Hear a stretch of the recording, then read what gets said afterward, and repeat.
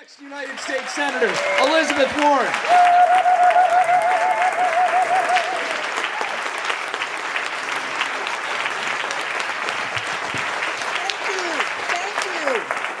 Thanks very much.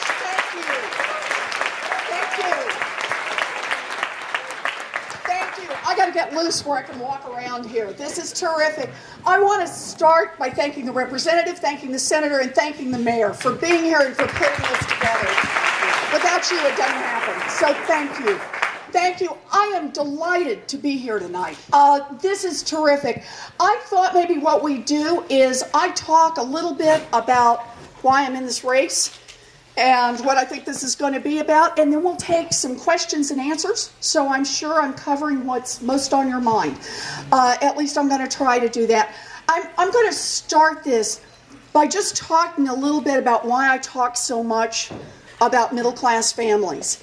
I think the principal reason is because I grew up in a family that was really hanging on to its place in the middle class, sometimes with white knuckles. As the mayor said, my dad sold fencing, he sold carpeting, he ended up as a maintenance man. We had some good years and we had some tough years. When he had a heart attack, there are a lot of people in this room who understand how that works. The combination of not having an income for a while and the medical bills piling up, we lost the main family car, we nearly lost the house. My mom went to work at Sears answering telephones so we could hang on to it. Everybody in my family worked hard. I have three much older brothers. They were all in the military. They were the boys. They were born a long time before I was. I was about 35 years old driving down the highway one day when it occurred to me, I really was a surprise. You know those things that just hit you sometimes? But there were the boys, and the boys were all in the military. My oldest brother was career military, 288 combat missions in Vietnam.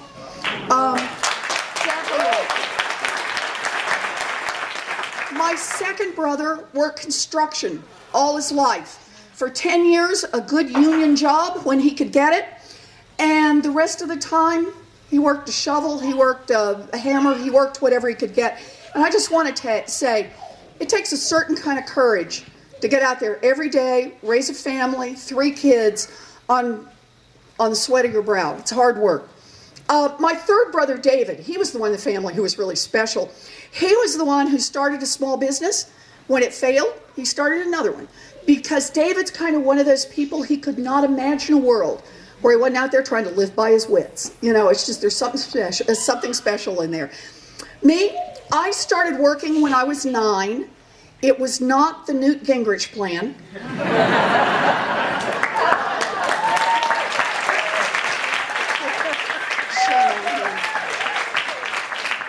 For me, it was totally opportunistic. The family across the street had a new baby. New baby had colic. I was in business. For 35 cents an hour, I would have rocked that baby all night long. I started waiting tables when I was 13. I got married when I was 19, and I graduated from a public university. Can we hear it for public university? They make it happen. I love it. And after I graduated, I started teaching in public school. Can we hear it for public school teachers?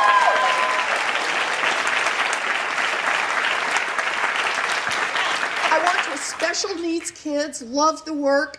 My daughter Amelia was born when I was 22.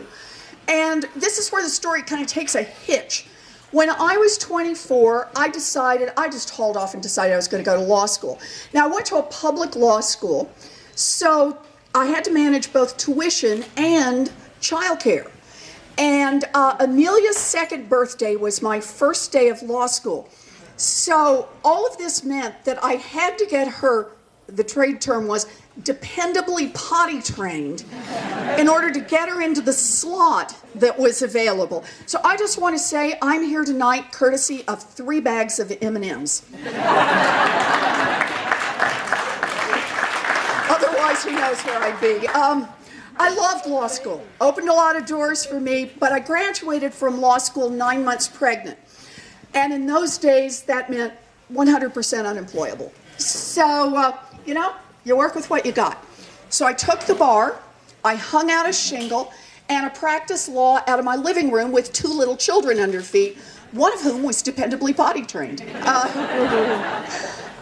was fun. I liked the work.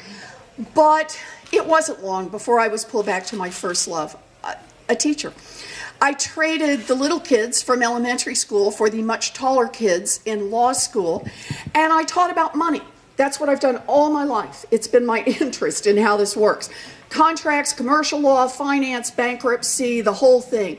And my research work was always around the economic success and failure of America's families. This is what I've worked on really for 30 years now. Now, I taught at 5 different universities, and nearly 20 years ago, my husband and I moved here to Massachusetts. We did this for 2 reasons. The first reason is that Bruce's mom and dad were still alive then. They were here, his brother, his sister's family. So it meant it was a chance to move to be near family, which mattered a lot to us. The second reason is I got a terrific job offer. And that's a good reason to move to Massachusetts. And for me, it's kind of the arc of my life. I'm the daughter of a maintenance man who ended up as a fancy pants professor at Harvard Law School. America is truly a great country. It's true. It's true. Now, I tell this story for 2 reasons. One is because I think you have a right to know something about my values and where they come from. But the other is because I worry that my story is a story that's embedded in time. I grew up in an America that was investing in kids like me, an America that believed that opportunity was continuing to expand. There was going to be room for all of us. I worry that we've headed in a different direction. So here's how I see this story. It really starts with my grandparents and the grandparents of a lot of people in this room. Back during the Great Depression, very dark time for America. And as a country, we made 2 remarkable sets of decisions. The first one I've talked a lot about in a lot of places, and that was about financial reform, putting a cop on the beat and what it meant. Tonight I want to talk about a different one that in some ways is even more remarkable. As a country, coming out of the Great Depression, and really for the next 50 years, we made the decision to invest in us, to invest in our children, to invest in our future. And this is how it worked. As a country, think about this, the darkest part of the Great Depression, many people wondering, will democracy survive? And what did we do? We said, invest in education. And if you think about that next 50 years, from Project Head Start to community colleges and public universities, the GI Bill, the NDEA loan program, we invested and invested and invested in educating our young people. We invested in infrastructure. Roads and bridges, mass transit, hard rail. We built the national highway system. Why? So you could live in a lot of different places and still get to work. Why? So you could build a business in a lot of different places and know that workers could get to you, customers could get to you, you could get your goods out to market. We invested in power. Now think about this. We built the national power grid at this point. Sure, it was based on 20th century power, oil and coal, because that's all we knew, but think about what it said about us as a people. What we were saying was, we don't know what the next great idea is. We don't know who's going to come up with it, but we're pretty sure you're going to need to plug in to turn it into anything really valuable. So it is the job of all of us to make sure that that power is available. So you can make it something big, you can create a business, an idea, jobs. And the 4th thing we invested heavily in research. The government did research, it invested in universities doing research, in private industry doing research. Why? Because we knew this was our comparative advantage. We're a people who look at problems from a lot of different perspectives.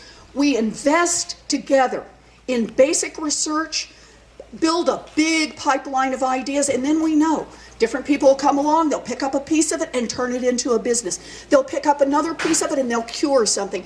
They will make things happen. That was the basic idea. We made investments in ourselves, in our future, and it worked. You look at the data over that 50-year period, half a century, what happened? Year over year, America's gross national product, adjusted for inflation, keeps going up. And here's the key. Median family income, that middle family, kept going up right at the same pace. In other words, as the country got richer, our families got richer. As our families got richer, the country got richer. And we fundamentally changed as a people. We became a people who believed in that middle class, who believed that if we made the investments, the future really was limitless, that we could create whatever opportunities we wanted to. We began to believe down to our toes. It didn't matter where you were born, how you were born. What mattered is what you did. We gave people opportunities and then measured them by what they did. Now, I don't kid myself about this world. The 1950s, 1960s, listen, there were a lot of places women weren't welcome. There were a lot of places African Americans weren't welcome, Latinos weren't welcome, gays weren't welcome, lesbians weren't welcome, Jews weren't welcome. There were plenty of groups that were cut out, plenty of individuals. But here was the key. We were so committed to the fundamental premise that you work hard, you play by the rules, everybody gets a shot. We had so bought into that we bent the arc toward expanding that opportunity to everyone.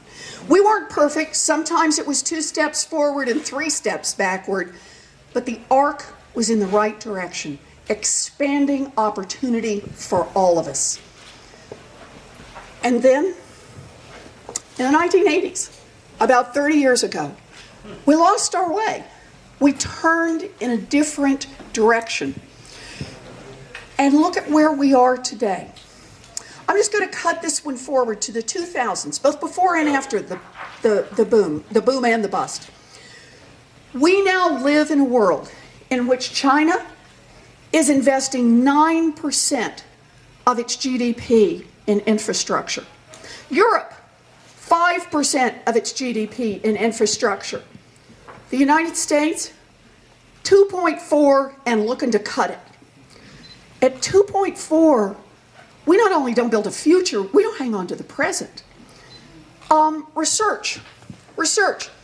As a proportion of GDP, we have slashed the federal budget, the basic investment in research, by more than half since the 1960s. Is there anyone in this room who believes that we build a future by shrinking up the pipeline of ideas, the new research that comes out? And education. Lots of places I could pick, but I'm going to focus on state universities, where a lot of the bootstrappers go. What has happened to state universities? Over the last 30 years, adjusted for inflation, the amount that a kid has to pay to go to a state university just for tuition and fees, right? You live at home, you do everything you can to save money. Just for tuition and fees, the increase has been 350%. We're not investing in our future anymore. And that's what draws me into this race. What frightens me, what worries me, what causes me to get up in the morning and get out and hit the trail is precisely this question. What kind of a people are we, and what kind of a country are we trying to build? Are we going to become a country that says, I got mine, the rest of you are on your own? Or are we going to be a country that says, we love success. We think success is terrific. We celebrate success. But we believe that everyone, no matter how powerful, no matter how rich, has to take a piece of what they've got and pay it forward to invest so that we've got the right conditions in education and infrastructure and power and research so that the conditions will be right so the next kid can make it big, and the kid after that, and the kid after that.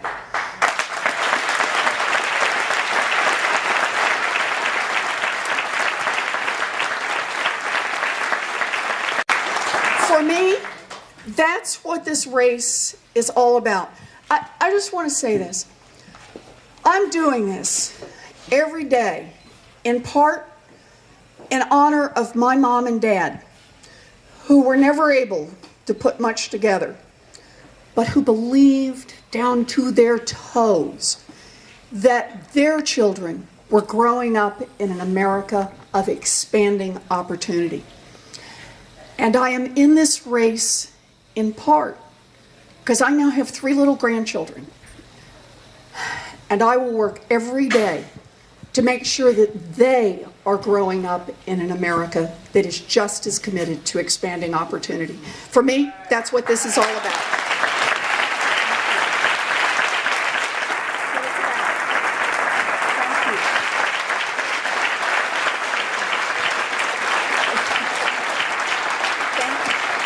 Do we have time? Can we do a few questions and answers? Is that okay?